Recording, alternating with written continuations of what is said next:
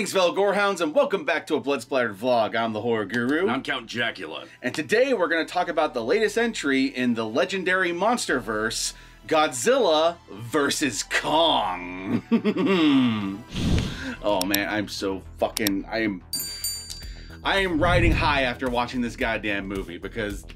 Huge Godzilla fan here, huge Kong fan here, huge legendary monsterverse fan, and this movie was like beyond my expectations. Like, I want you all at home to realize that we're making this vlog when we could be watching this movie again. It's true, it's true. You know, like, holy shit. Like, okay, so each entry in the legendary monsterverse has kind of its own flavor. Like, the Gareth Edwards 2014 Godzilla is like a disaster movie with Godzilla. Yeah, you know, like it's a huge focus on like, yeah, but rather than being like an Einland and Emmerich fucking disaster movie, it's like a really good one. Oh yeah, absolutely. You know, like it definitely harkens back to the OG Godzilla. Absolutely. Kong Skull Island is an adventure story, you know, like movies like Journey to the Center of the Earth, stuff like that, but with King Kong, and also a Vietnam story on top of that, which is I love the whole elements that, like, for Sam Jackson, King Kong is trying to defeat King Kong is his way of trying to defeat the Viet Cong. Yeah, it's great. And Godzilla King of the Monsters was simultaneously trying to thread the needle between being a loving homage to Toho-style monster movies while also being a huge American blockbuster. Yeah. Like, it has all the tropes of both of those things. This movie, interestingly enough, is actually more like just a straight-up Toho-style film. Yeah. Like... Yeah, this is like... It's a wrestling match. Yeah. That's what this fucking is. Like, it's a fucking wrestling match. From the way this plot is constructed to the way the monsters actually fight on screen, it's way more like the way Toho used to do it. Right down to the plot being even more ludicrous. Yeah. Like they set it up for you, but like they set it up because you were gonna guess what was gonna happen at the end. Oh yeah. But like even like little things, like a lot of Toho Godzilla movies would usually open up with like a sequence of Godzilla rampaging somewhere. Oh yeah. You know, like Godzilla shows up on the beach and then storms Tokyo. Yeah, people running away from Godzilla as he's like stepping on a building and shit. Not all of them did, but a good portion of them did open up that way. And when this movie had a similar scene happen really early on in the movie, I'm like, oh shit. Yeah. Oh my god, that's the thing that like King of the Monsters didn't even have. Yeah. You know, like the Godzilla rampage sequence. Yeah, well, like there's a fucking scene in this movie that reminded me of like the Heisei era fucking Godzilla versus King Ghidorah. Oh yeah. You know, where he's like, and it happens really quickly. It's like in the first 10 minutes where he's like moving towards the fucking like, well, Apex Corporation headquarters. He's like don don don don don, and you're like, oh shit, he's coming. Speaking of which, I love that the corporation that's in this movie, because this movie has evil corporation. Yeah. It's called Apex. I just think I thought it was a nice touch. You know? Yeah. Yeah. Apparently, they had actually name dropped it in the previous one in King of Monsters. Oh yeah. Yeah. They actually did name drop it. It's just like not part of the plot. Oh yeah, I did. Oh man, we even like, okay, so we sat down and actually watched 2014 Kong Skull Island and King of the Monsters all in a row right before watching Godzilla vs. Kong. Yeah, absolutely. And first off, the movies flow amazingly well together. Like, it all kind of flows, especially if you watch it in chronological order as opposed to release order. So if you start with Kong Skull Island and move your way forward, like, it really flows really well. But I didn't even pick that up. I didn't. Well, the other thing, you know, one of the things I really like about this legendary, like, kaiju verse is that they maintained the leitmotifs of each of the monsters. They did. You know, like, Kong is always represented by, like, old school rock and roll. Oh man, I really love their rock and roll touches in this. Like, there's a lot of times in this movie where they cut to Kong and they'll have like a rock and roll song that's kind of expressing what Kong is feeling. Yeah. And sometimes it's a little on the nose, but I like it because Kong, being a giant ape, he doesn't talk. Not with his voice anyway. Not with his voice anyway. So it's like it's a really good way to get inside his head. Like, so we know he's sad, but we know specifically why he's sad. Yeah. You know? Yeah. Yeah, it's really good. Speaking of which, I've never related to an ape in a movie as much as I related to the opening sequence with King Kong. Dude. Yeah. Because at the beginning, it's just like, what is it, Kong? What's wrong? And you're like, must protect little girl. I'm mad. What? Even before we get to that point, like him just waking up. And just being like all grumpy and waking up and then like, I gotta stretch and take a shower. Another day in this shitty life. Yeah. He just exuded all that energy. And I was just like, man, I'm relating to Kong right now. Oh, yeah. It's so good. All right, so we're going to get to spoilers in a little bit because there are things that can be spoiled. And I know that for some of you, it already leaked and all that stuff. Yeah. But I know that there's also a portion of you that managed to avoid those leaks. So Yeah. So keep avoiding it. Watch the movie. It's great. But if things you need to know, this movie is a fucking blast. If all you're really looking for is to just see King Kong and Godzilla fight, there is a good amount of that in this movie. Yeah, if you don't like this movie, then you just don't like giant monster films. Oh yeah, absolutely. I also think that if you're the kind of person who watches these movies and you don't like the human plots, if you don't like it in this movie, I don't know what will make you like human plots. Like, because they're like so fun. This is the best threaded human plot with a Godzilla plot that I think has ever been made. It so feels like the way it's threaded, especially like some of the reoccurring characters from King of the Monsters. Yeah, almost all the characters who survived King of Monsters come back. And seeing like the reoccurring characters from that, like that whole plot feels very much like a plot you would see in a Toho movie. Like this kind of like, oh, there's this shady corporation and Godzilla's mad. Why is this? Let's go sneak into buildings. How many Godzilla movies have like journalists sneaking into fucking facilities? Oh yeah, it happens all the fucking time. And anyway, I didn't say that. Okay, so we just had a spoiler there that we had to cut out real quick, so we're gonna keep going, but we'll talk about that when we get to the spoilers. But yeah, a lot of Godzilla movies have that like characters having to sneak and figure out what shady thing is going on over here, like the shady newspaper company, the shady fucking what do you call it, an amusement park, or like the shady scientist lair over here, and like this movie has that, which is something that you we didn't get in any of the other movies up until this point, so yeah. I really like that. That just felt like I was watching the sci-fi Godzilla marathons all over again. Yeah, it's like Godzilla versus Megalon or Godzilla versus Ebera. You know, like it's sort of like, oh, we got to get in here, but Godzilla's stepping on everything, quick! But we got to do this other thing. They also, this movie, without getting into spoilers, actually does explore things that were set up in the previous movies, like the Hollow Earth thing, which is pretty fucking cool.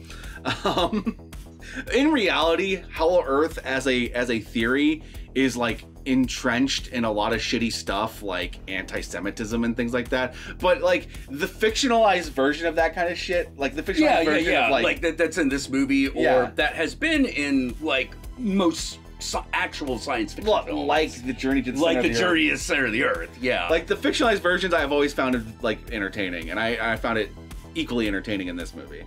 But like, I don't know what to tell you. Like, the human characters are fun and entertaining. The monster fights are a fucking blast.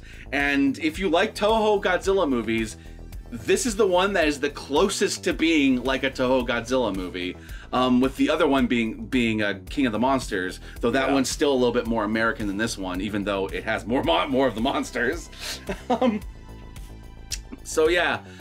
I think we're gonna have to move on to the spoilers soon because. One thing I want to talk about briefly is the structure of the movie. Go for it. And how everything is presented. I mentioned before that it's like a wrestling match, and I really mean this. Oh yeah, it is. Like this is, all right. So Kong is portrayed as like your plucky young upstart. Like he's got the muscle, he's got the skills, but no one thinks he can defeat Godzilla. And they build Godzilla up like he's the fucking Undertaker. Oh yeah. Holy shit. What I like about Godzilla, undefeated. There's no way Kong can beat him. Well, what I also like about Godzilla in this movie, and this is not a spoiler because it's in the fucking trailer. Godzilla, the previous like title holder, the previous king, turns heel at the beginning of this movie. You know, or at least like we think he turns heel. Like you have to figure. Part of the movie is figuring out what's going on there. Yeah, why is Godzilla all of a sudden just rampaging? Yeah, and so it feels like a wrestling plot. Yeah, you know, like it's like, oh no, the Hulkster's gone bad. What do we do? Can Randy stop him? You know, absolutely. And you have the characters that are like cheering them on because like, oh man, Kong, he's got a heart of gold. You got this, Kong. And then you have the characters that are familiar with Godzilla who are like, come on, Godzilla, we don't want you to be a heel. Don't be a bad guy. Remember who you are, Godzilla. And fucking, oh god, the other thing about Godzilla in this one, like, all right, first one, Godzilla's fucking grumpy. Oh yeah. He's grumpy. In well, I like King of the Monsters, he's still grumpy, but he's got purpose. Yeah. He has a purpose. In this one, he's just pissed off. Oh, yeah. He's angry, and a huge chunk of the plot is trying to figure out why he's angry. Yeah, because, like, the first time you see him, you're like, oh, he's not just, like, fucking stepping on things. It's like, no, I'm gonna destroy this shit. Absolutely. You know, this something... And they talk about this rivalry between Godzilla and Kong. I'm like, what did the Kongs do, man? Okay. Did they fucking jack your car, take your woman, and kill your kid or something? Holy crap! This is one of those cheesy movie things that you just kind of have to roll with, because when you really think about it, it doesn't make total sense, but these movies like to do this thing where it's just like, it's an ancient rivalry between Godzilla and King Kong. But like, we know that it's not a rivalry between this King Kong and this Godzilla, but their ancestors. Yeah. So it's like their species are rivals. Yeah. And it's like, well, it was a beautiful, like, we knew what they were doing right when they did the Kong Skull Island. Oh, yeah. When we were like, oh, I get it. This American soldier and that Japanese soldier represent Godzilla and King Kong. Yep. You know, so now that we've got that done, we've kind of foreshadowed how we're going to do this. Oh, yeah. 100%. 100%. I fucking love Kong in this movie, by the way. Oh, he's great. Like, he's got such personality. Like, he also had personality in Skull Island, but you can really feel how much the personality from Skull Island, he's like grown too old for this shit now. Yeah. Like he's just tired and old and like cranky. Yeah. He ain't getting what he should out of this life. Mankind just won't let him. You know. Another thing I like is that they continue the trend of these movies with each Godzilla sequel, the technology of the world advances a little more. Yeah. So like in King of the Monsters, we had that really cool like Monarch facility underwater and like their flying ship and all that stuff. In this one, because of like the evil corporation, we now have all this like magnetic tech and all that stuff. Yeah. We're just now in like future science fiction. Like there are points in which like we have characters exploring like the evil corporation's facility, and it feels like cyberpunk world. Yeah, because it's like I said, it's like it reminds me of the like, oh my god, there's an underground facility here, like in Godzilla vs. Eberron. Yeah, you know, you're just like, what? 100%. And also because this is directed by Adam Wingard, and I'm a big fan of Adam Wingard. Oh, definitely. It has his signature visual style of using a lot of like in-scene neon lights. Yeah. So not just like using the neon lighting so that it lights people, but they're actually in the shots. Yeah, actually Diogenes. You know. And also it also has like his signature color coding. Yep. You know, where different characters and different scenes are, they use if we're talking about Godzilla, scenes lit with the color we associate with Godzilla. Yeah, that kind of stuff. We're talking about Kong, scenes lit is as they did for Kong, and if it's something else, we use a third color. And if you've seen any of my other vlogs where I've talked about movies that do that, I'm a really big fan of that. I'm a really big fan. Like, it's something Guillermo del Toro likes to do, where he has color associations with characters and specific feelings he wants the audience to feel. And Adam Wingard does that in this movie, and I think to great effect. Though sometimes he just defaults to, it looks cool. Yeah, I'm okay with that too. Dude, well, the fight in Hong Kong, which you get that little teaser of, which, by the way, trailer. King Kong fighting in Hong Kong. I see what you did there. Oh yeah. I see what you did there. You know, it's like the Viet Cong thing in Skull Island. I see what you did there. We see your movie. Wait, okay, correct me. Is Hong Kong on an island or a peninsula?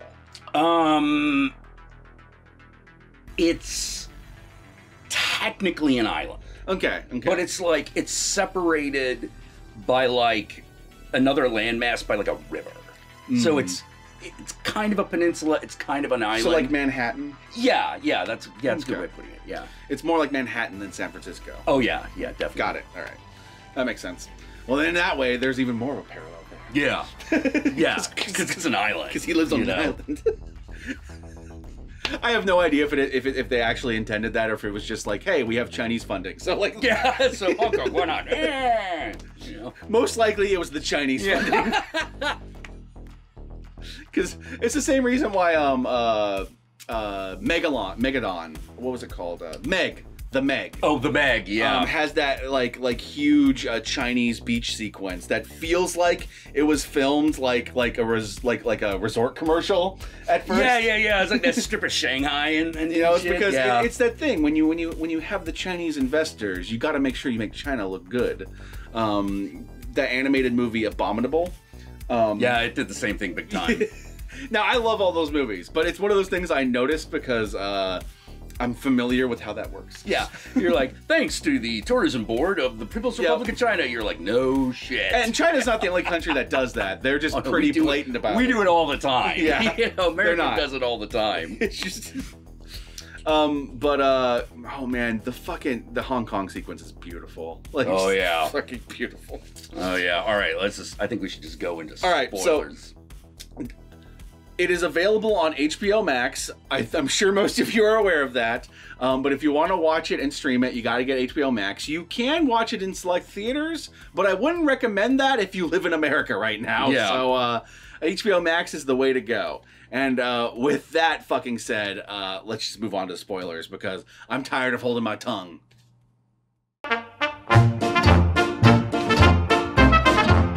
Okay.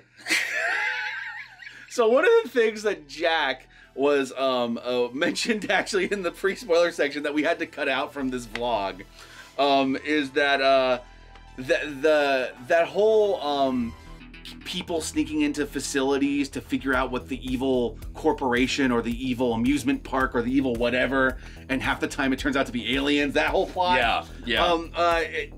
One of the movies that you were referring to that did that. Is one of the Mechagodzilla movies. Yes, Godzilla vs. Mechagodzilla. Yeah. And they allude to that hard in this movie, and then it turns out to be Mechagodzilla. Yeah, it's Mechagodzilla. Mechagodzilla's in this movie. Now I know that was leaked before the movie by the toy release. There was like a toy fair they did in Japan. Yeah, where they kind of leaked the model because like the toys were made to coincide with the original release date, which got fucked due to COVID. But let me tell you right now, I've seen like that leaked toy stuff, and it pales in comparison to seeing the damn thing on the actual screen. I want to say big screen, but we didn't watch it on the big screen, and I'm sad about that. But like, yeah, it pales into comparison to actually see it moving and actually see it fighting because it's so fucking awesome. Yeah, and like it's oh man, it's fucking. Man, talk about an entrance. Oh, man, dude. Jeez. I didn't... Okay, for a second, I was sitting there going, like, so I know Mechagodzilla's in this movie, but I legit thought for a second that it was going to be like King Ghidorah 2 or something. Yeah. For a second. Because of the way it was introduced in that big room where you're like, oh, man, there's, like, dead monsters in here. Are they going to, like, reveal, like, some sort of, like, weird Destroya hybrid or something? Like, what is this going to be? Because, like, the way this Mechagodzilla works is that it turns out that King Ghidorah is like psychic, and that's how all three heads can communicate with each other. Yeah, so they have this whole, if you watch to the end of the credits of King of the Monsters, the Charles Dance character is seen taking the head, skull. The King Ghidorah head that was left at the bottom of the ocean when Godzilla ripped it off. In this movie, that skull is being used by the Apex Corporation, Apex Predator. Yeah. Apex Corporation as a way to cyber link into the Mechagodzilla, so that you can basically like Jaeger pilot it. Yeah. Essentially, like in Pacific Rim. Remote pilot it, I guess is the way. Yeah. Basically, if you send psychic vibrations into the skull remotely, that skull will talk to the shit that they've got, the part that's in the body of Mechagodzilla. But one thing they actually did that was different from other versions of Mechagodzilla, and I actually really liked it, or was it? Okay, I guess it's okay. There's a difference between Mechagodzilla and Mechaghidra, but like yeah. But what was different than other versions of Mechagodzilla is that the way this Mechagodzilla goes bad is not that it's controlled by humans, it's that the Ghidra skull kind of takes over it. Yeah. It gets like a mind of its own, so it's basically Mechagodzilla, but its mind is King Ghidra. So like when it comes out, it automatically has a fucking beef with Godzilla. Yeah. So, yeah, and the whole reason Godzilla's destroying shit is because they keep activating this monster that has part of King Ghidra in it, and he's like, I know that sound. Fuck that guy. That guy stays dead. You know what the funny part is? And this is hilarious. This is fucking hilarious. You know what the funny part is? The plot of this movie is actually, if you really think about it, incredibly similar to Batman v Superman. It is. Because, okay, so... It is, yeah. Bear with me here. In Batman v Superman, one of the big plots is Lex Luthor is trying to manipulate Batman and Superman into fighting each other, and also trying to manipulate people into turning against Superman. This movie has essentially Apex Corporation basically manipulating people into turning on Godzilla because they're using the King Ghidra skull, so it's causing Godzilla to go haywire and go like attack their facilities. Yeah, but because the facility has it. It's sort of like, wait, I hear Ghidra over there. I thought I killed that fool. I'm gonna go back. I'm gonna finish your goddamn job. So like he attacks the facilities, and so this gives the perception that Godzilla is attacking humans now. So now he's turned heel. Oh no, what's happening? He's attacking people. When really he's trying to destroy the Ghidra skull. Or the Ghidorah skull, however you want to pronounce it. And the ultimate culmination of Batman v Superman, when you get to the end of it, is Lex Luthor taking the villain from the previous movie, General Zod, and turning him into another villain. Yeah, turning him into Doomsday. And that's basically what happens in this movie. Yeah, that's basically what happens here, except here it fucking worked. Yeah. You know? Here everything like really works and it's really good, and I actually like this movie better than Batman v Superman. Oh god, yeah. Though to be fair to Batman v Superman, the director's cut is a much better movie than the theatrical cut. Well, yeah, but this movie is way better than the director's cut of Batman v Superman. I would agree. But like I was thinking about it, I was like, actually it is kind of the same plot. Yeah. So all those jokes about save Mothra. Yeah. That was essentially true. Yeah. Oh, dude. So one of the things that they also promised is like, we're not gonna tell you what happens at the end, but we promise that there is a definitive answer to who won this fight. Oh, that was really well done. Yeah, and the spoiler on that, because I just want to talk a little bit about how they did it, is Godzilla wins. Yes. Like, Kong puts up an amazing fight, but Godzilla wins. Well, because like one of the things I really like about Kong in this movie is that what they're able to do with Kong in this movie that they couldn't do in like previous movies with other types of monsters that are like humanoid like him. Yeah. Is that in this movie, he's really able to like fight like a giant ape. Yep. You know, like leaping off of tall buildings and like like, they give him that axe. Yeah. You know that like he has like an Excalibur. Oh man. Fucking Kong has got this Excalibur axe that's made out of a fucking dead Godzilla fin. Oh man, if you're one, yeah, basically there's entire, like, part of the plot in this movie is that they want to find a way to hollow Earth, and so they try to use King Kong to find a way to hollow Earth, and King Kong kind of shows them the way through plot reasons.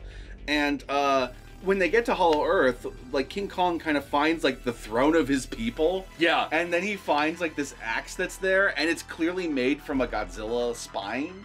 Like, not Godzilla, like whatever you call the like quills on the back. Yeah, it's his plates. Yeah, his back plates. It's made from one of those.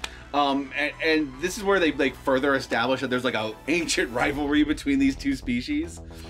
But like this is like the upgrade he needs to be able to take on Godzilla, because early on in the movie, when he first had his encounter with Godzilla, Godzilla definitively won that fight. Yeah, he won round 1. Now, in his defense, is partially because it happened in the water and like an ape fighting. That's a little unfair because Godzilla can breathe water. Yeah, you know. Yeah, Godzilla's more of a seafaring creature. Like there's Godzilla. Gojira means whale, basically. Yeah, like, yeah. So, gorilla whale. Gorilla whale. Yeah. And he's just a gorilla. There's no whale in him. Yeah. You know? Yeah. Oh, God, I also love how they fucking paid homage to all the fucking, like, classic shots from Godzilla vs. King Kong. Oh, man. From back in the day. Like when he shoves the axe in the his mouth. he shoves the axe in Godzilla's just mouth. Like with the tree. fucking tree. Also, there's a point in which they have to airlift Godzilla, or airlift King Kong. On an actual with like a net, yeah, with like helicopters and shit, which is a very similar thing to what they had to do in the original Godzilla versus King Kong. But it looks less dumb in this one.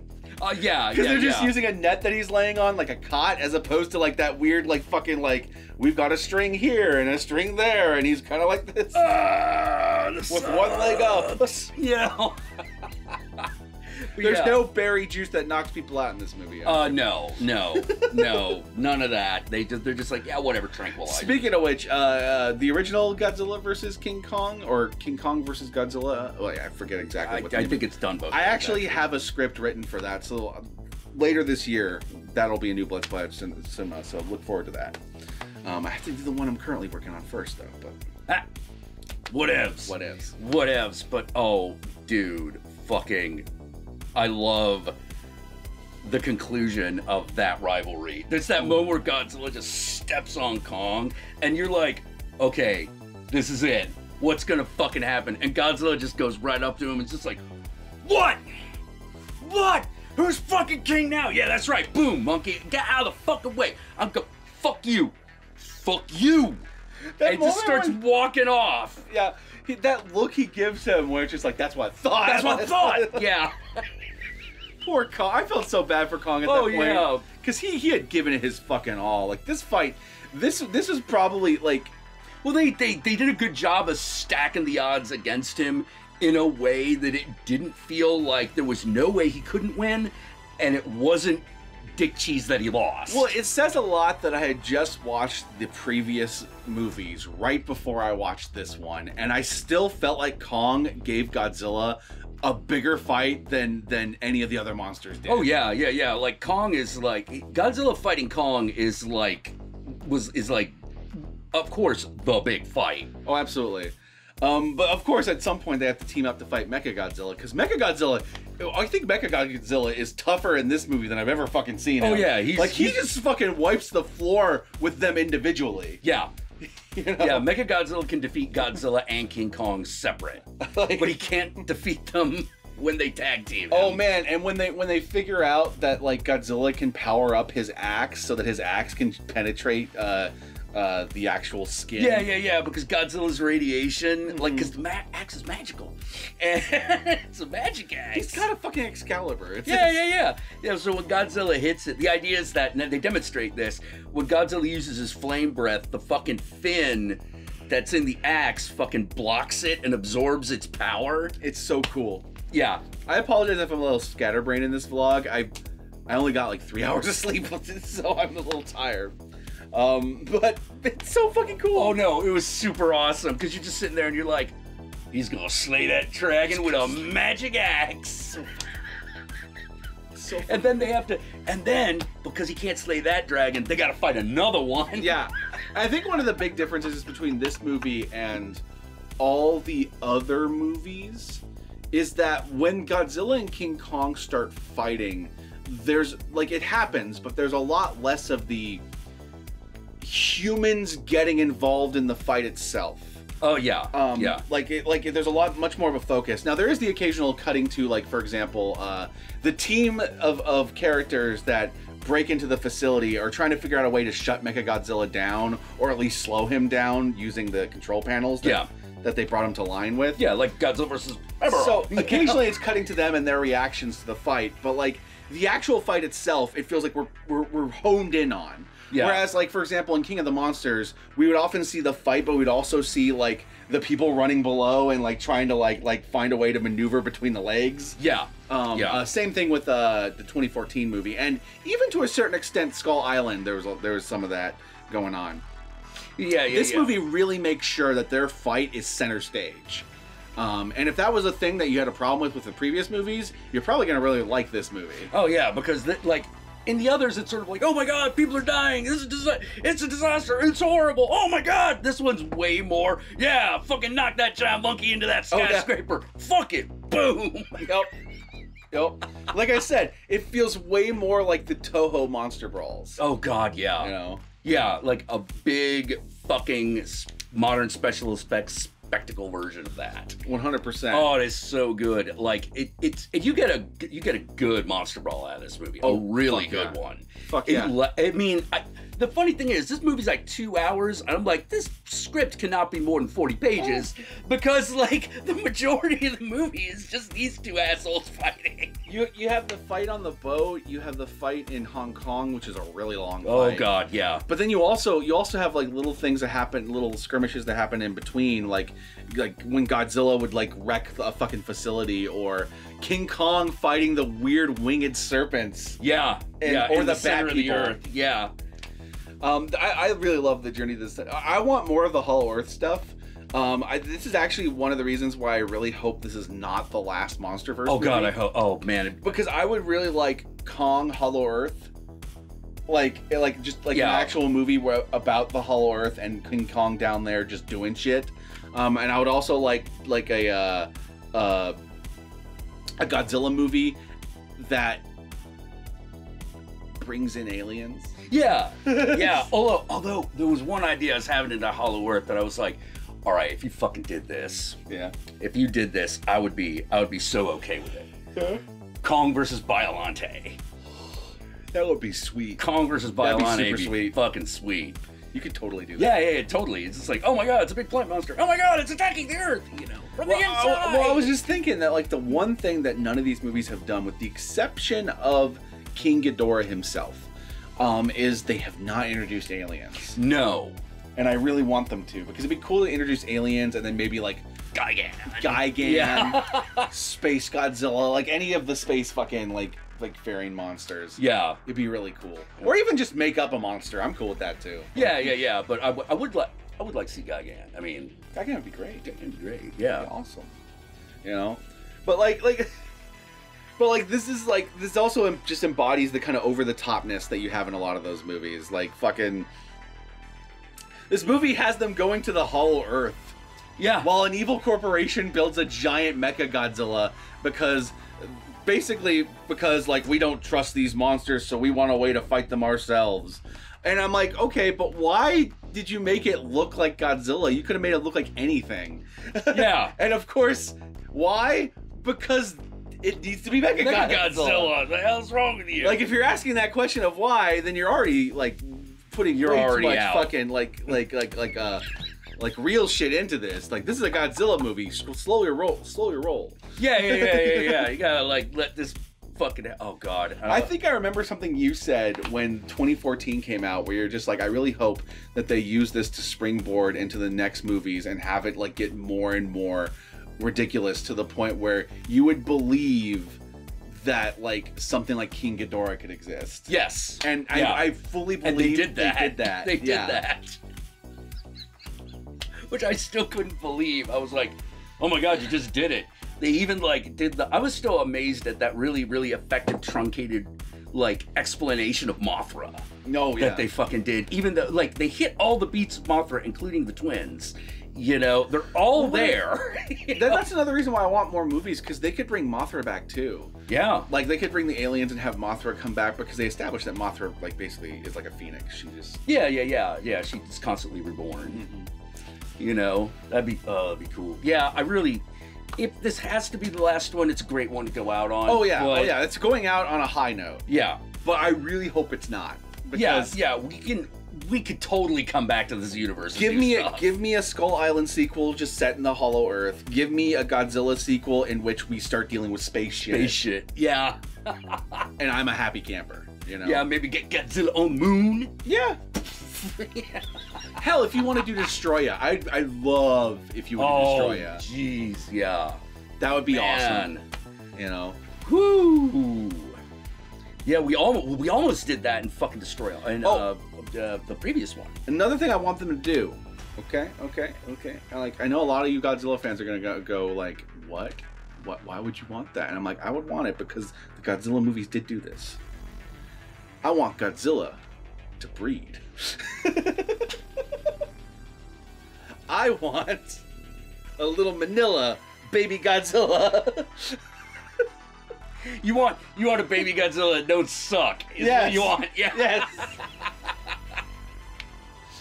See, I thought you were gonna go Jet Jaguar with it. See, I want a little baby Godzilla or whatever, and I want to bring back Millie Bobby Brown. She can be all grown up now, and have her like befriend the baby Godzilla. Like, that's.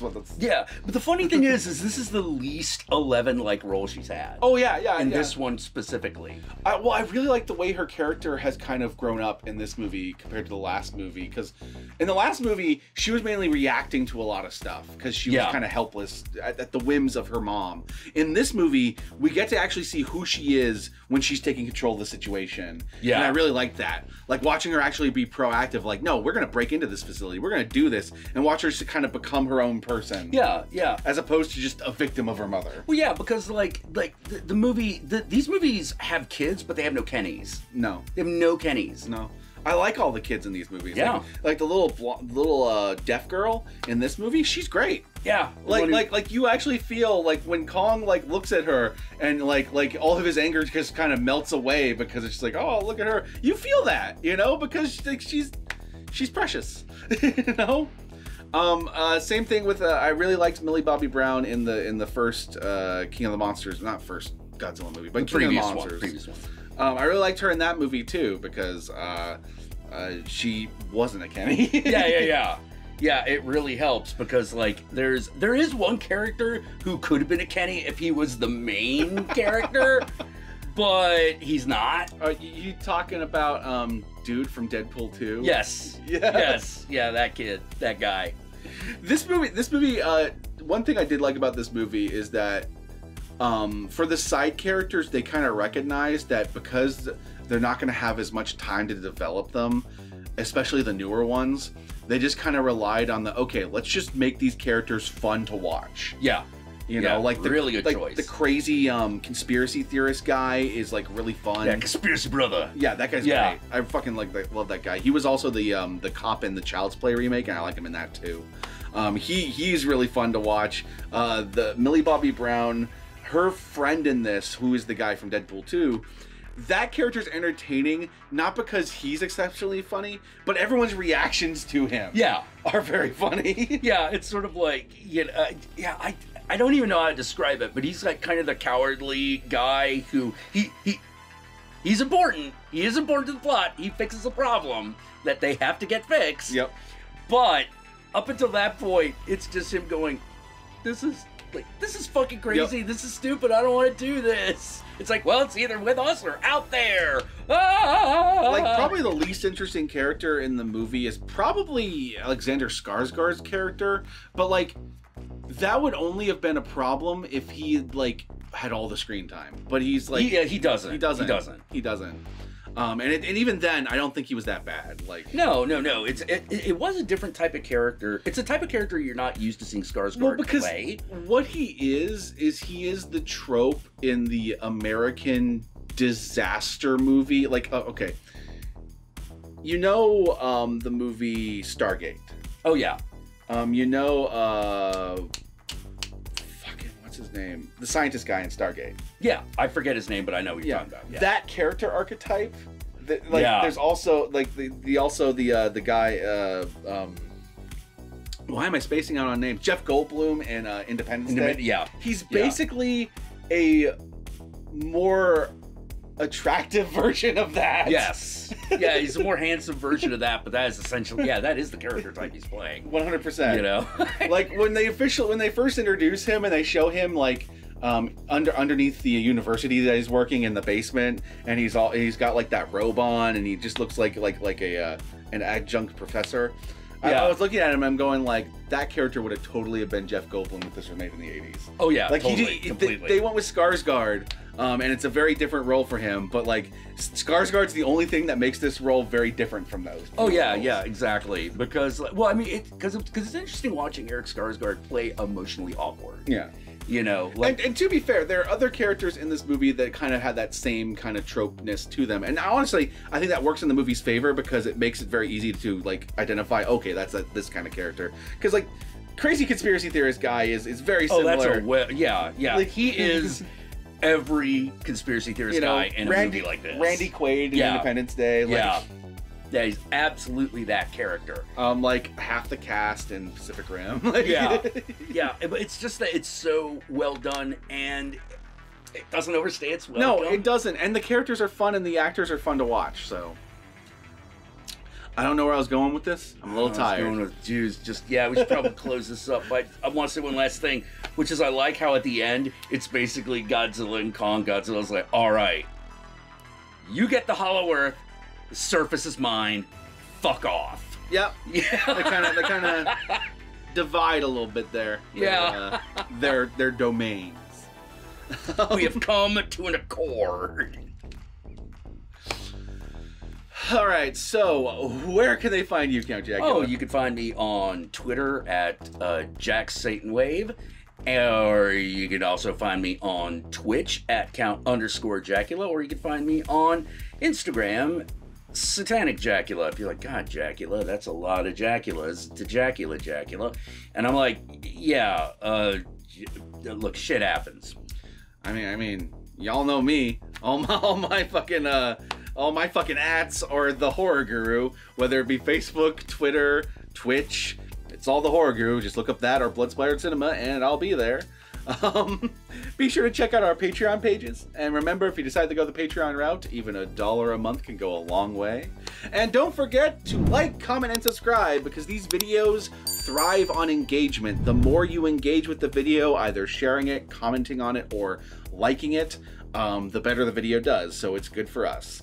And, man, with that said, go watch this movie. It's on HBO Max right now. If you don't have an HBO Max subscription, do their free trial thing and watch it. Whatever. Just go watch this movie. Go watch this movie. Because it's a fucking blast, and I'm going to go get some sleep. Because I'm fucking exhausted. Peace out.